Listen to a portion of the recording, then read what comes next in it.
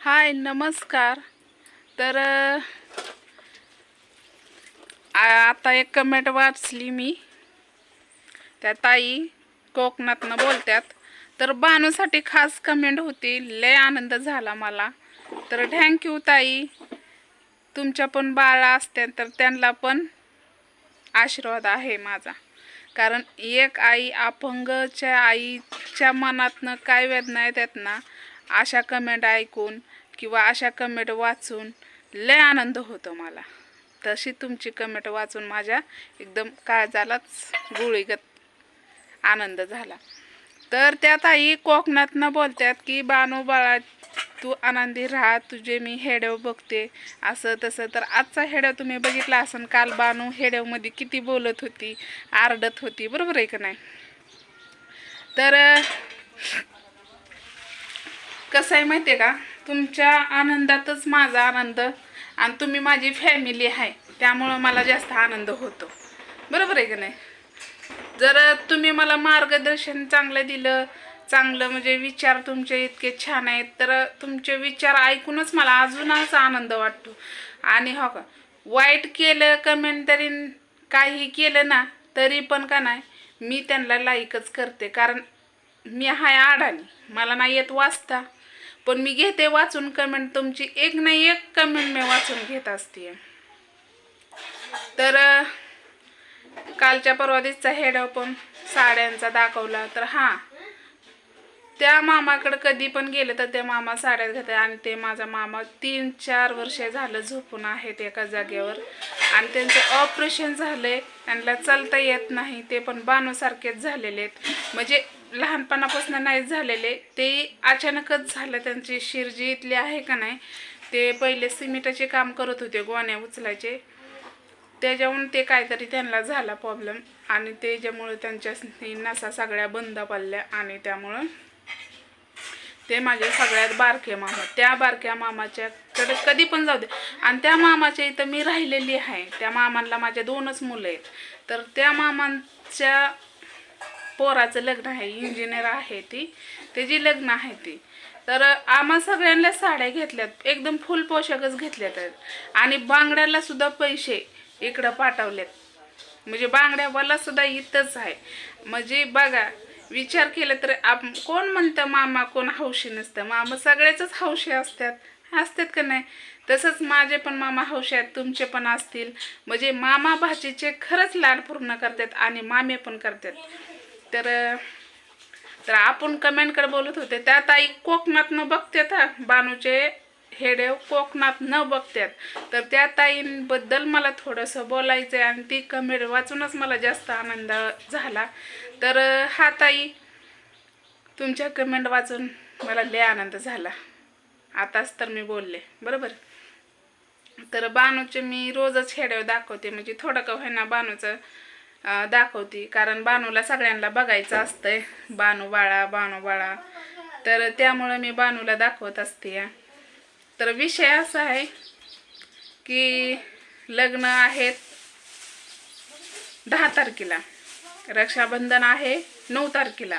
तर आता आम्ही जाणार कधी, तर आम्ही लग्ना दिवशी जाणार. कारण बानूचं लय हाल होते. मला असं वाटतं मी जाऊ का नको पण वाटतंय. पण कसं आहे, आपल्याला एवढ्या हौसाने मामांनी साड्या घेतल्या तर आपण जायचं नाही, ते बरोबर दिसतं का सांगा बरं. नाही का नाही बरोबर दिसत. म्हणून म्हटलं की ठीक आहे जायला येईन म्हटलं. तर बघू, जमलं तर लग्न तुम्हाला दाखवीनच. आणि त्या लग्नामध्ये माझे सगळे असतील, त्यामुळं मला लय लाज वाटते. पहिली गोष्ट त्यांना हेडेव काढायचा. पण तरी पण तुम्हाला मी दाखवायचा प्रयत्न करेन की माझ्या मामाच्या पोराची, म्हणजे माझ्या मेहुणीची लग्न. आता कशी आहेत, ती मोठी माणसं आहेत, आपण सारखे गरीब आहेत. तर आता आयर काय घ्यायचा, आई म्हणती पितळाचा हांडा घ्यायचा आहे. तर मी तिला काय म्हणलं, घे बाई म्हणलं, तुला घ्यायचा आहे तर पितळाचा हांडा. तर तिला त्याच्या आधी म्हणलं पितळाचा हांडा जास्त माणसं वापरत नाही, ती फक्त शोसाठी ठेवावं लागते ते, आणि घासायचं तर किती उद्योग येतो. त्यापेक्षा ती उपयोगीला येवा अशा काही गोष्टी घ्यावं. तर तुम्ही सांगा कमेंटमध्ये काय घ्यावं. मला असं वाटतं की मी बाबासाहेबाचा फोटो घ्यावा. म्हणजे आता मला पण आयर घ्यावं लागलं ना, आईला पण घ्यावं लागलं ना. असं नाही की आईने घेतला आणि मी मी जाणार आणि ते बरोबर दिसत नाही तर आयर मला पण घ्यावं लागलं आणि हे आईला पण घ्यावं लागेल, बरोबर आहे का नाही. आई म्हणली मग मी ही घेते म्हणली, काय म्हणतात ते नाही का कुरवड्याचे नाही का शेवगा घेते म्हणली, नाहीतर मग तांब्याची कळशी घेते म्हणली. याच्या दोन्हीपैकी कोणची तरी आई घ्यायला, अजून काही घेतलेलं नाही. तर मी काय घेऊ, मला असं वाटतं की मी नाही का ते गिलास हे असतात बघा, म्हणजे काचेचे गिलासाचं ट्रे असं घ्यावं, नाहीतर मग बाबासाहेबाचे एक फ्रेम घ्यावा. असं कोणचं घ्यावं. आता तुम्ही म्हणता बाबासाहेबाचे फोटो तुझ्या घरात नाहीत माझ्या बाबासाहेबाच्या घरात फोटो, पण होते कागदाचे होते असे चिटकवायला, कारण खिळ मारायचं असं म्हणलं की भिताडे चिरायचे, म्हणून ती तसले कागदाची होती. लय दिवस झाले, आधी लय भारी नटवत होती घर. तुम्हाला तर माहिती आहे मला पहिल्यापासून घरं नटवायला लय आवडतात, पण ती घरं अशी झाली त्यामुळं का नाही ती उडून गेल्यावर सगळी फुटली.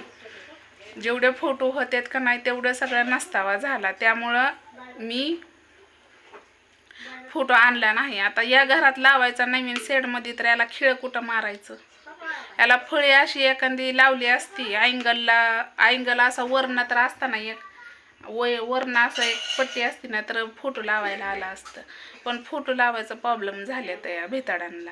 मला तर लय हवंच आहे की माझ्या बाबासाहेबांचे फोटो बुद्धाचे फोटो लावावं म्हणून. तर तुम्ही सांगा कमेंटमध्ये की मी काय घेऊ, म्हणजे नाही का बाबासाहेबाची एक फ्रेम घेऊ का ते काचेच्या गिलासाचं काय तर एक ट्रे घेऊ, असं काय घेऊ ते सांगा मला. आई तर घेणार आहे तिच्या पद्धतीने आणि मला तर घ्यावं लागेल माझ्याने, कारण आईच्या जीवावर आईनं घ्यायचं ना आपण ते जीव जायचं बरं दिसत नाही.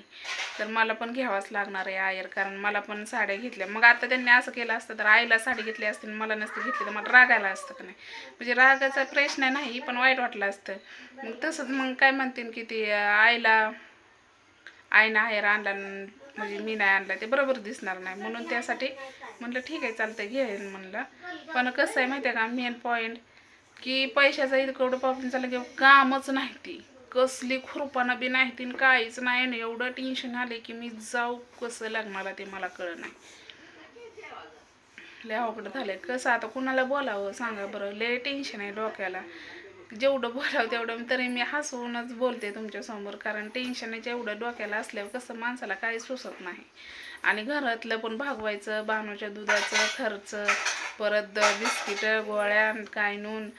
काल बाणूला ड्रेस तुम्ही म्हणता नवीन आणला, नवीन नाही तर ती लय दिवसाचं ड्रेस आहे तर आणून एकदाच ठेवलं, ती गाड्यावर विकायला येतात तेव्हा 200 रुपयाचं 4 घेतलेलं, 4 पॅन्टी आणि 4 ड्रेस असं टी शर्ट. आणि बाणूला गवणी ही दुसऱ्या काहीच घालू म्हणजे तिला ती सैन होत नाही, ते नाही का ती वेगळंच तिला म्हणजे कसं तर होतं असं नाही का, ते काय म्हणतात ते कंठबेट काय म्हणतात ती, ते आतमध्ये ते योग्यमध्ये राहत नाही. मला नाही म्हणा येत एक एक शब्द, पण अशा काही गोष्टी असतात. तर तुम्ही मला सांगा कमेंटमध्ये की मी काय घेऊ.